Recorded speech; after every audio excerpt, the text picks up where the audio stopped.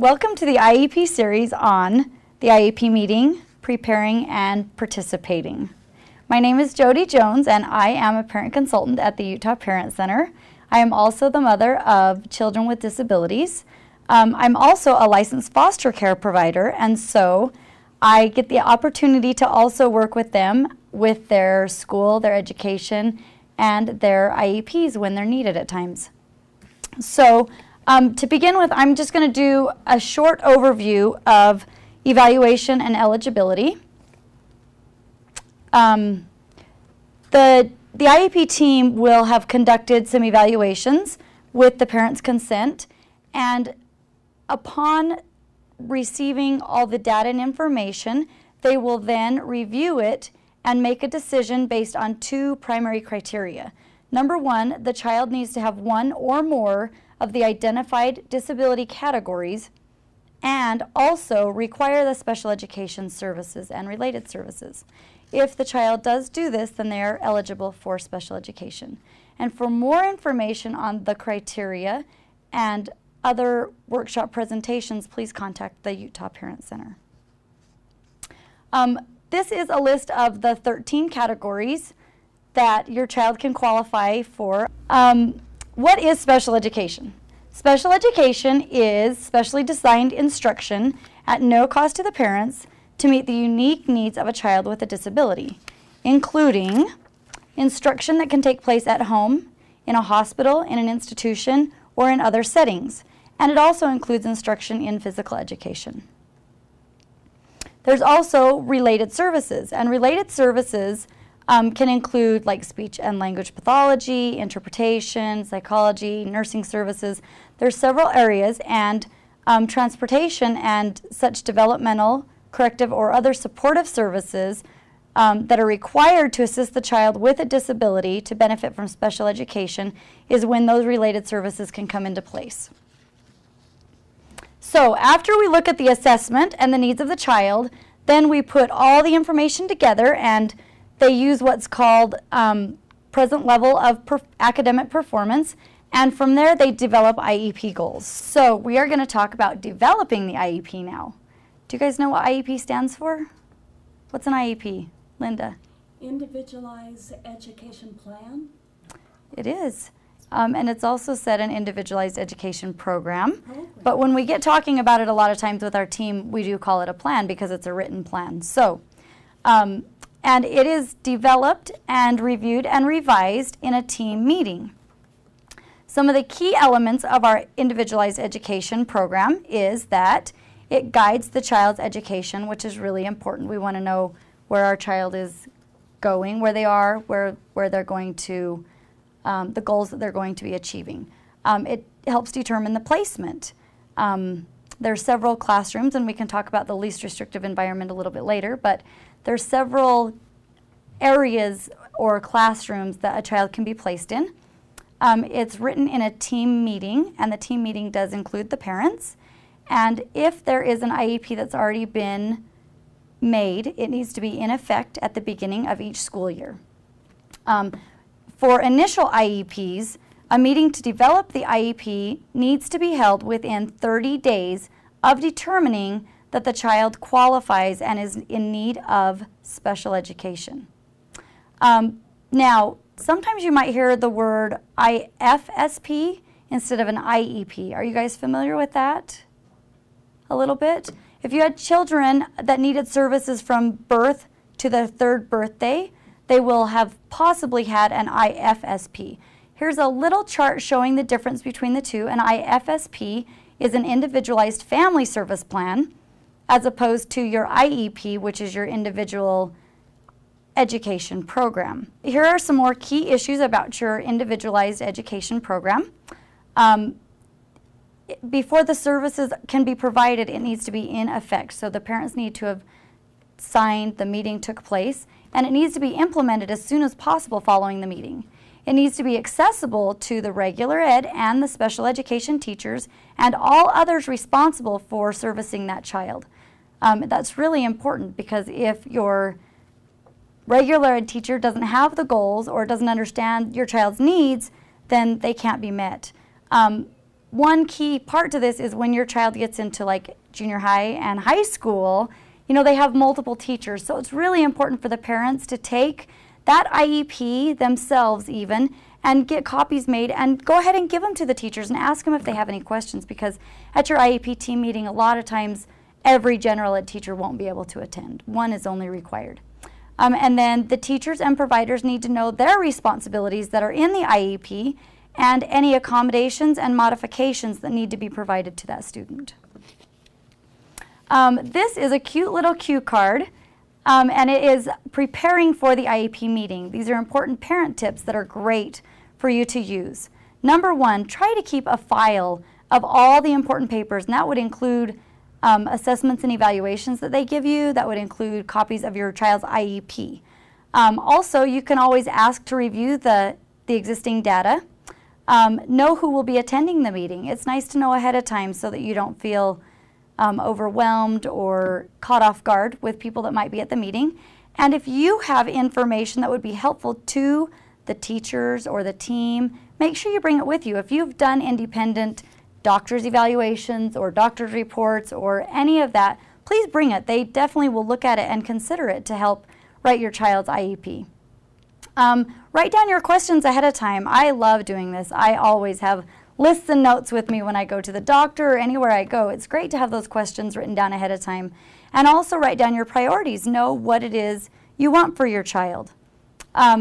One other thing that is great to do is to bring a picture of your child and kind of talk for a minute about your child and say, this is my child, this is what they like to do, or have your child there and help them talk to the team themselves and let them say, this is what I like to do, these are my goals.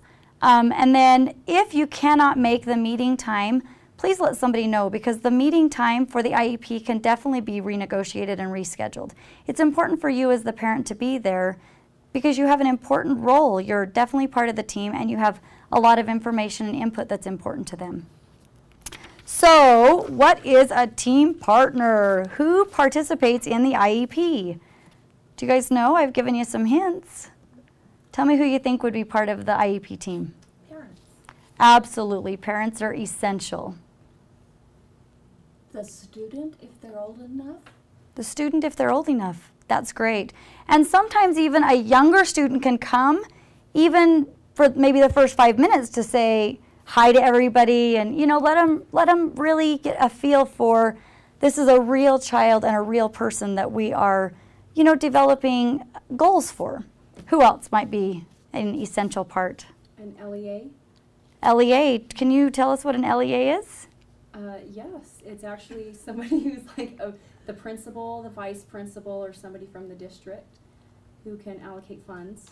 Right. Know the general curriculum, and they're over special education. That's perfect. Perfect. Thank you. So they know the services, they know what monies are there, and they kind of can govern the meeting a little bit. Good. So other people would be a regular ed teacher with a minimum of 1 attending, a special ed teacher, and another key person is somebody who can interpret the results of the evaluations that have been done.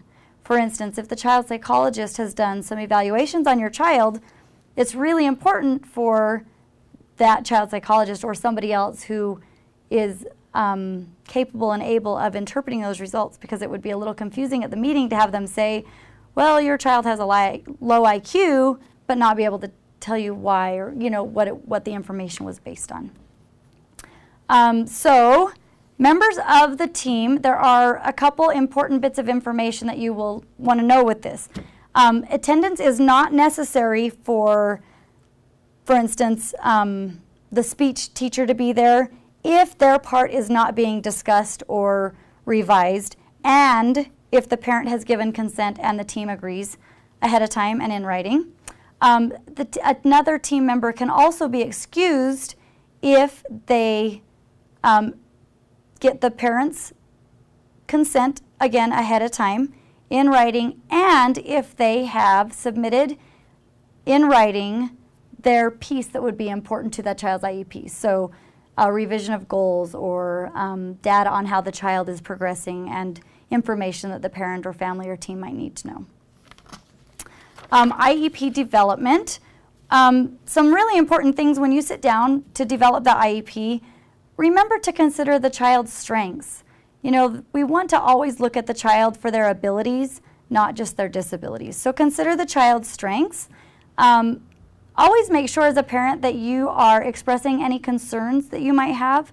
You know, feel free to talk about anything that you think the child might be afraid of or may not be able to successfully complete, because there's ways that you can work together as a team to brainstorm ideas. Also, the accommodations and modifications can be put into place. Make sure that the results of the initial or most recent evaluation are part of the development of the IEP, and make sure that you're looking at the academic, developmental, and functional needs of the child. Here are some great IEP parent need-to-knows. To the extent appropriate, the regular education teacher should be helping to develop the IEP. Why do you think that's important to have the regular ed teacher help develop the IEP? Why, Ashley? I think it'd be important to see if they can implement those plans into their curriculum, into the classroom, to see if it will work. Absolutely. That's absolutely right.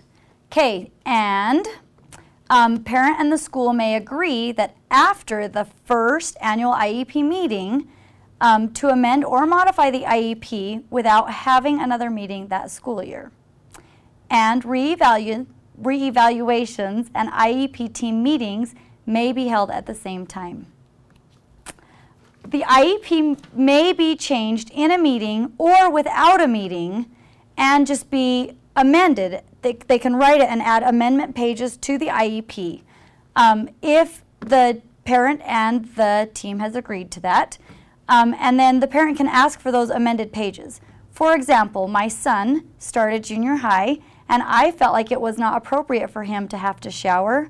And also they required a combination lock, and I thought that he probably wasn't going to be able to remember the combination to a school locker and a gym locker and an art locker. So we went ahead and I requested that we write a small amendment to the IEP stating that Kyle would be allowed to, 1, not shower, and 2, that he could have a key locking lock for the other lockers, and then we just took an extra key to the school. So that was a great way to be able to add to his IEP without calling a whole meeting and having everybody need to be there and match up schedules and times. As far as educational placements, parents are members of any group that makes decisions on placement. And there's alternate ways to meet. Do you guys know some alternate ways to meet? What if they plan the meeting and you need to be out of town, but it's really important to have that meeting? Rebecca? A conference call? A conference call, that is fantastic. What else? Could you do it by email or? You could if you agreed to it, or by video, absolutely. So just know that there's other options. If you're not able to attend that meeting, but you feel it's important that it take place at that time, go ahead and propose some other ideas to get that meeting done. Now we're going to talk about the actual Individualized Education Program, or your IEP. There are some very specific components that need to be part of this to make the IEP work and to be following Utah State Office of Education rules and regulations. So the number one area that we're going to talk about is the present levels of academic achievement and functional performance. And you may hear this called the PLAFA. It's a mouthful. Make sure that you include how the disability affects the involvement and the progress in the general ed curriculum. Those are important to have in there so that other people reading the IEP can understand where the goals are coming from and where your child currently is. For preschool age children, it needs to talk about how the disability affects participation in appropriate activities. Number 2, there should be benchmarks or short-term objectives for children taking alternative assessments. Have you guys heard of the alternative assessments? Do you know the name of the alternative assessment, Rebecca? The UA? The UA, yeah. The Utah Alternative Assessment. And so if your child is taking that assessment, make sure that you have some short-term objectives or benchmarks in your IEP that can be met. The next one is that it has measurable annual goals, including academic and functional goals to meet, 1, the needs of the child. so that they can be involved and make progress in the general ed curriculum. And 2, other educational needs that result from the disability. Number 4, we want to make sure it has the information about how progress will be measured and when the reports of progress will be issued. What do you guys feel like would be appropriate if you have a child with an IEP in special education? How often would you want to receive the reports, and what do you think would be appropriate for that? Linda? I'd at least want to hear every report card, period, when I get the report cards on my children. Good, good. So at least as often as typical children are getting, or at least as often as you're getting from the general ed teacher as far as report cards. Good. And then those reports can be varied. You know, you can talk to the teacher about if you need a little more information or if you feel what they're doing is great. I know with my child's report, she usually graphs things, so we have a really good idea about, you know, when she puts a date timeline with the graph, and so we know, you know, days maybe that Callie was having better days or worse days, and that's great. I love it. It really helps me to understand. Number 5 is the special education and related services and other supports and services to the child. We want to make sure that the goals are written in a way that they can advance toward their annual goals, and that progress in the general curriculum is being made, that participation in extracurricular and non-academic activities are within their reach, that they're able to access those, and that they would be educated and participate with all children, including non-disabled children. Number 6, we want to make sure that there is written in there the extent that the child will not participate with non-disabled peers in the regular ed classroom or activities. So if your child is going to be in the special ed classroom for the first hour of each morning to do maybe their math or their writing, then we want it written in the IEP stating that, you know, 1 hour each morning the child will not be with their peers, that they will be in the special ed classroom. And number 7, any individual accommodations needing to measure academic achievement and functional performance on the state and district-wide assessments. If the IEP team determines that an alternate assessment is needed for your child, they need to include a statement of why it's needed, why the child cannot take the regular assessment, and the alternate assessment is appropriate. They need to state that it is appropriate and why your child cannot take the regular ed assessment. And number 8, make sure that there's dates that the services and modifications are going to begin. Have on there the frequency, the location, and the duration. It helps parents be able to follow along when that information is on there too. So we're going to talk about some examples of IEP goals. Do you guys have an example of a good or a bad IEP goal? Well, let's go with bad first. Do you guys have an example? Let me give you one. Oh, do you have one? Okay, Ashley. Okay, this is one I kind of thought of. Like, Johnny will finish his schoolwork 80% of the time. Good. That is a fantastic, not good goal. Johnny will finish his schoolwork 80% of the time. Why do you think that would be a hard goal to achieve? Do you guys have any ideas? Well, I think 80% isn't a very good measurable tool. How do you know what 80% is in terms of that homework? Absolutely. And 80% of which schoolwork? Does that include art projects or, you know, all of that? So that's fantastic. We have a couple on here, and I'll just tell you one because Ashley already gave us one. Jenny will stay on task 90% of the time, 90% accuracy. Do you guys stay on task 90% of the time? I'm probably not on task 90% of the time. 1, it's not a good measurable goal, and 2, it's probably not a realistic goal. Like, so you're going to have poor Jenny sitting there at attention 90% of the day while her friends are talking or getting a drink or, you know, transitioning to the next subject. So what about a good measurable goal? Do you guys have a good measurable goal, or would you like me to give you an example? Give us an example. Okay. By May 15th, Sarah will orally read 7th grade material at 75 to 100 words per minute with 0 to 2 errors. Does that sound like something that you'd actually be able to monitor and collect data on, and it goes towards a good end result? More examples of goals can also be found in our Parents as Partners in the IEP Process Handbook, and that's available through the Utah Parent Center. So once you have got together with your team and written some goals with your team based on your child's needs, here are some good questions to consider just as a follow-up and to make sure you feel like the IEP is appropriate for your child. 1, are the IEP goals measurable? 2, is my child in the regular education environment all or part of the day? Why or why not? Know where your child's going to be. Are they going to be 50% in each? One good thing about that is if you ever have to show up to the school to get your child, you're not looking all over and wondering where they are. You know that they're in the right place at the right time. 3, does the IEP list modifications, accommodations, and supports, including for the state and district-wide test accommodations? Those need to be in there. I did get a panicked note from our special ed teacher because we had forgot to list the accommodations that would go with her assessing or taking the assessments.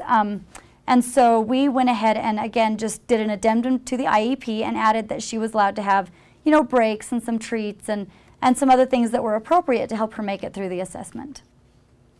4, is the school expecting the kind of progress that I believe my child should make? Let's not hold our children small. Make them reach, grow, strive. That's how we all grow, and they're very capable of doing the same thing. 5, is transportation a needed related service? You should know that that is a related service that you can access if it's needed for your child to receive their free and appropriate education and special education. 6, is my child expected and able to meet graduation requirements? Now you may want to look at that as they get a little bit older, closer to junior high, the end of junior high maybe even. But it is something definitely to look at and think about. And then last, when will the IEP be reviewed? Know how soon that's coming up. Besides, then you can get your new list of questions ready to go.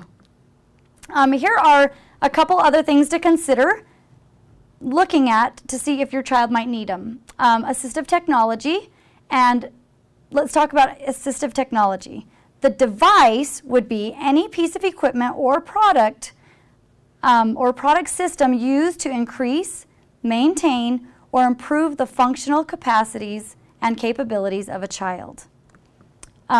So then we have the word service under assistive technology. And a service would be any service that directly assists a child with selecting, acquiring, or using assistive technology device.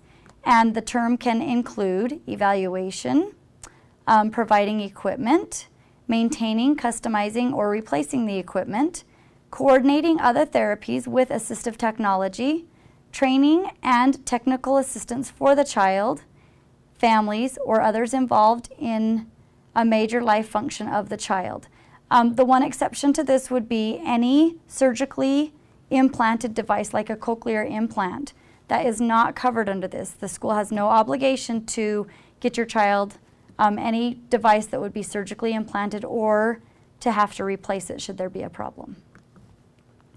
Extended school year may be an option that you and the team may want to consider if your child has regresses easily or if they're just not quite making their goals, then extended school year might be an option.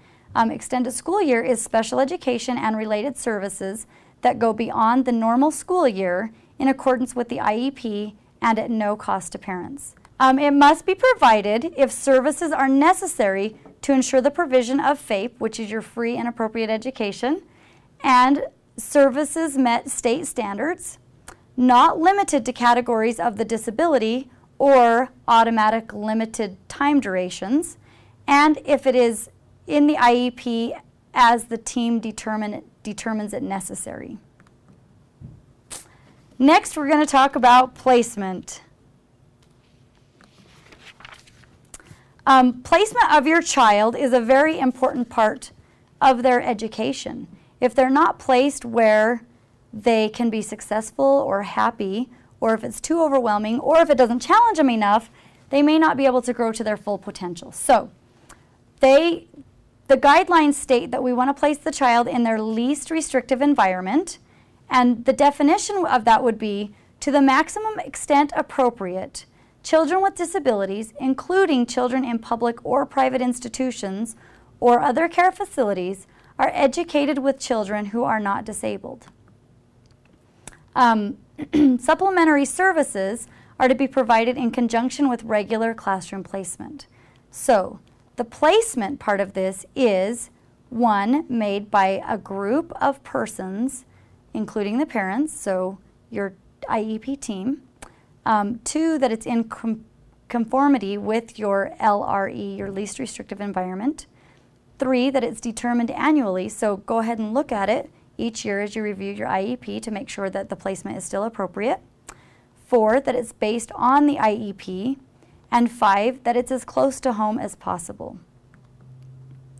The continuum of alternative placements must include, and now let me explain what that means. So when you're looking at the appropriate placement for your child, it can start with the regular ed classroom, and then maybe the next appropriate thing to look at would be special classes, special schools, home instruction, and instruction in hospitals and institutions. And placement in the school also can be that they're in the general ed class for like 90% of the day with just a small amount of pull-out services, all the way up to being in like a self-contained classroom. So it's a good thing to ask your team what the continuum is and what they're looking at for your child. And then make sure you have, that you participate in that. Positive behavior interventions. Positive behavior interventions. What's positive? Can you guys give me a definition of positive as far as behavior? Like if your child was behaving positively, what kind of behaviors would you be seeing? Staying on task and working in the classroom. Good. Good. Anything else? Maybe not acting out very much, or positive would be characterized by displaying approval, acceptance, or affirmation behaviors. And then the behavior would be the manner of conducting oneself. It's also something an organism does in response to its environment. So it's important to know that our children also may react and behave in response to their environment. And the intervention is to enter a course of events so as to hinder or change it. So if we're getting behaviors that we're not liking or wanting, or we feel like our children are capable of more, we want to go ahead and put some interventions in place.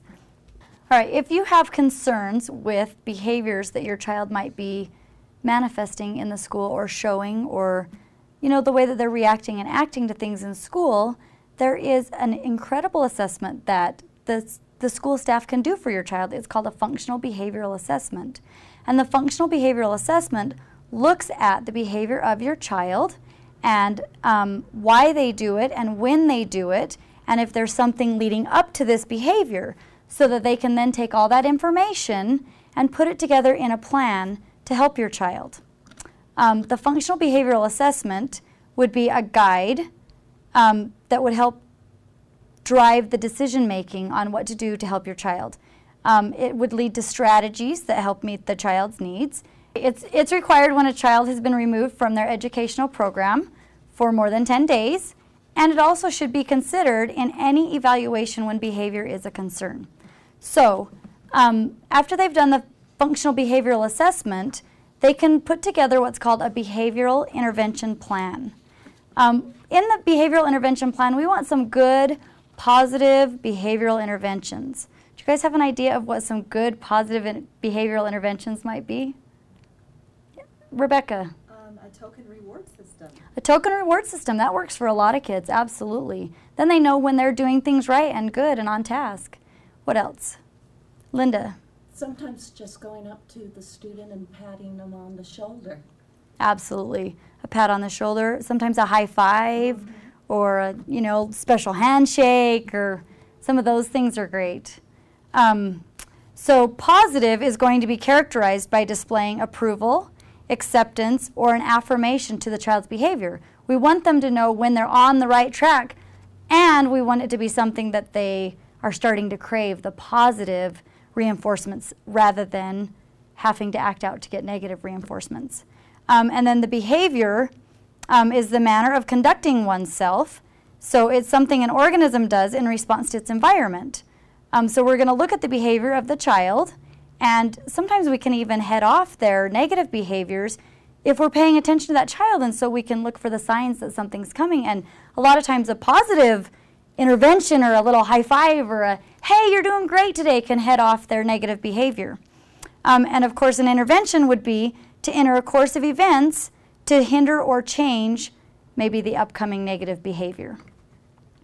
In the case of a child whose behavior impedes his or her learning or that of others, consider, when appropriate, strategies, including positive behavioral interventions, supports to address that behavior. So if you're finding that you're getting lots of phone calls from the teacher saying, you know, I'm having a hard time teaching, or can you give me some ideas that your child might respond better to, it's okay to go ahead and ask the school, and I always recommend that you do it in writing, to request that they conduct a functional behavioral assessment on your child, and then they can write what's called the behavioral intervention plan. The behavioral intervention plan should be in writing. It should be team developed. It should use strategies to strengthen appropriate behaviors. A lot of times it's also good to have a crisis intervention plan. Some kids can escalate pretty high, and so if you have a crisis intervention plan, it's a great tool for the teachers to have, for the principal to have, and a lot of times families can carry over that crisis intervention plan to their own home so that the child is getting the same type of rewards and interventions in both environments so that it's consistent. Yes, Ashley? Is that crisis intervention plan in that behavioral plan? Are they the same thing? So Yes. they'll be at the same time? Yeah, well, it'll just be part of the plan. So, for instance, let's say that when you get to school every day, your child has meltdowns. The principal could even have in their hand like a little treat or a token that they could deposit in their token reward system as soon as they make it into the class. The other part of that would be, what if the child continues to escalate or meltdown? Then that's when your crisis plan would come into place.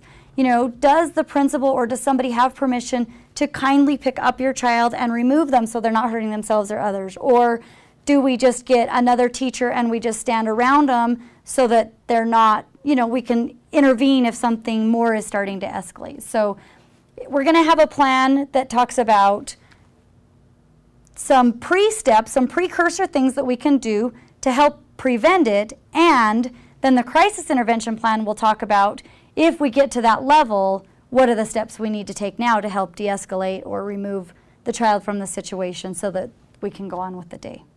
Does that help? Okay. We definitely want the general educator to have input again. So your child's regular ed teacher, it's great to have as part of the input, and to have modifications in the curriculum or the classroom expectations if needed. Maybe the child can't go to circle time or, you know, reading time the second that the kindergarten teacher needs them to. Maybe they need to transition over in 2 or 3 minutes because they can't handle the stress of walking over with all the kids. So that would be a great modification or accommodation actually to put in. If there's a safe school violation, the team needs to hold a manifestation determination review. And that is where they will look at the behavior that the child manifested or showed, and they will compare it to the child's disability. So they can say, the behavior that this child had, is it specifically related to their disability? For instance, if they, you know, are nonverbal or lower functioning and they don't understand that a toy gun or their little brother's water gun would be a safe school violation because you can have no object even looking like a gun on school property, you know, did that violation relate to their disability because they simply didn't understand and it was an accident? This review is to determine the relationship and whether we need to have a disciplinary action or not. If the team decides that the behavior was a manifestation of the student's disability, then the school must conduct a functional behavioral assessment, which is what we were just talking about, if one has not already been done, and then implement the behavior intervention plan or review the existing one. And they also need to return the child to his or her previous placement unless there are special circumstances or if there was a change in placement agreed to by the team. Transition is an important part of your child's IEP, and that comes into place no later than their 16th birthday. The Utah Parent Center has put together a series of transition workshops, a lot like these IEP ones, and so for more information, please refer to those. So I'm just only going to give you a brief overview to help you with the IEP part of transition in a mini scope. For transition, we have members of your IEP team, and they're going to be a lot like the same members that are part of just your regular IEP team. But the transition team needs to invite the child. When your child is old enough that they're looking at transition, they must be invited to that IEP team meeting. They need to be able to have their input and say what are their likes or what are their goals, and then the team must consider those as part of the IEP team meeting. If the child does not attend, the school must ensure that his or her preferences and interests are considered in the planning. And where appropriate, the school must invite participating agencies that are likely to provide or pay for transition services. When other agencies are invited, the parent and student need to be informed of that and give their consent. So the members of the team meeting that we want to make sure they are attending would be the student, the parents, special education teacher, the regular education teacher, the local education agency representative, the LRE, and related service providers and other adult service providers. When you get to the point where your child is going to transition into adulthood, it's a great time to start looking broader as to what jobs they might be able to have or who can support them with that. Are they going to live with you? Can they live independently? Do they know how to take the bus and get around? So that's why these are key players that are important to have as part of your transition IEP meeting. Let's talk about the transition timeline. It needs to begin no later than the first IEP that will be in effect when the child turns 16. It can start earlier if it's appropriate, and it needs to be updated annually. What is the age of majority? Do you guys know what the age of majority is? Yes, Rebecca? 18, isn't it? 18 is the age of majority. Why is that important when we're talking about IEPs and team meetings and transition? What happens when you turn 18? You become an adult. Doesn't matter if you have a disability or not. All those rights and privileges transfer right over to you. That's right, and that is really important for parents to know. Sometimes when you have a child that is very low functioning and very dependent on you, you're not necessarily thinking that at 18, all the rights and decision-making powers then go to that child. So there are some safeguards to help parents key into that before it's too late. The transition team needs to let you know that the rights will transfer to the student at age 18 unless guardianship has been awarded, and that any notice required by IDEA must be provided to both the parent and the student, so both the parent and the student are aware of the changes that will happen at 18. The statement must be included in the IEP not later than 1 year before the student's birthday. So by the time before the child turns 17 or at the IEP of their 17th birthday, it needs to state to you, the parent, and to the child that all rights will then become that of the child at 18. The purpose of the transition IEP meeting should be to determine the needs of the student. Does that sound familiar? Did we look at that already with their regular IEP too? So we always are looking at the needs of the student. To target the services that are available, like Linda said, she did a great job targeting services and agencies that might be helpful to her son. To develop a formal transition plan and to monitor the progress of the student, and to provide information and training for the parents. When the transition goals are being written and listed on the IEP, they should be based on the academic subjects, the child's skills, their daily living skills, and the needs, including interests and preferences of your child. That is the whole idea of the transition IEP, is so that it is a good, solid foundation to carry your child through into adulthood. And the activities that can also go along, or the goals that go along with the transition IEP, would be further education and vocational training, especially if there's training for a specific job that your child might be interested in. Getting and keeping a job, is that important? Yes. I mean, we love our kids, but at some point we'd like it if they can move on, and keeping a job might be an important piece of that. Living independently, and community activities. So we have some agency linkages that could be helpful. We want to identify any transition service providers that are likely to help assist or pay or provide information or support to the child. We need to always obtain the parent and student consent, like we talked about, before they come to the meeting. And if you're doing your IEP meeting, and let's say your child is just 16, and you feel like it's not needed or not yet appropriate to look at for your child, then you can check not needed. Please know that if you feel like that's a concern, you can write in the anecdotal notes that parents request that we re-look at this in a year or as needed, and that may alleviate some of your concerns with checking the not needed.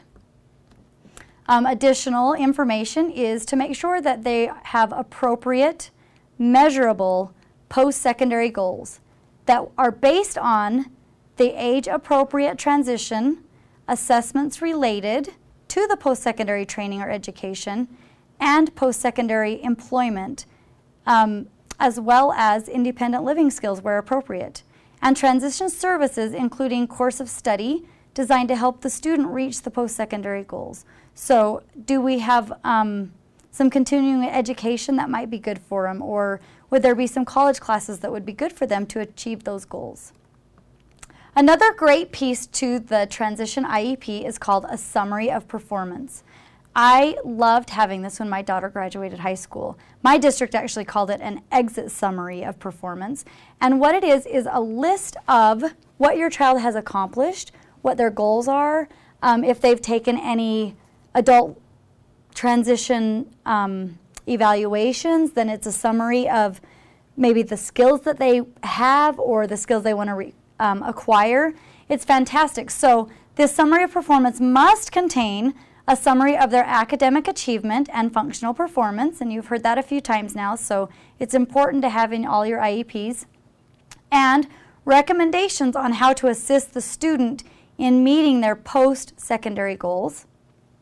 It is required for students who exit the school system through either graduation or through the diploma, or by reaching the maximum age.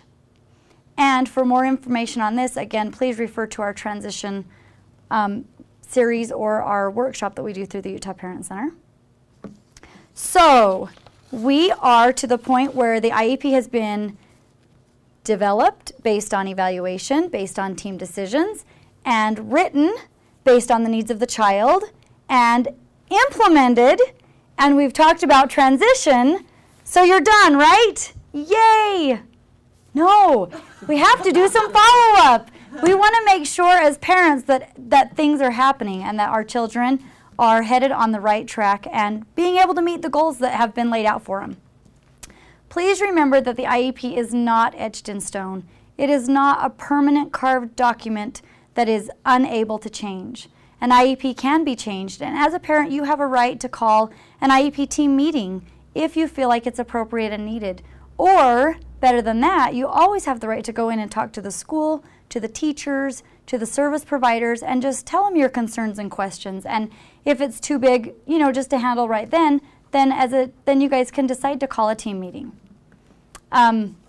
Monitoring and following up on your IEP. Remember that you need to receive regular reports Monitor your child's progress. You know, feel free to shoot an email that says, how's my child doing? Or I got this report and I don't quite understand it. Which leads me to the next one. Stay in communication with your school, and there's several ways to do that. You can send emails, which teachers actually really love right now because they can check it, you know, in between kids' reading time or when they're with a specialist.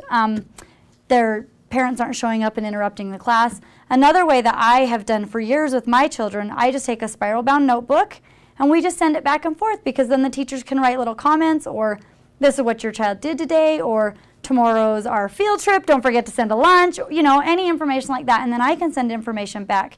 And it's dated, it's written, I can refer back to it and go, oh yeah, we did this, or, you know, Kyle needed this.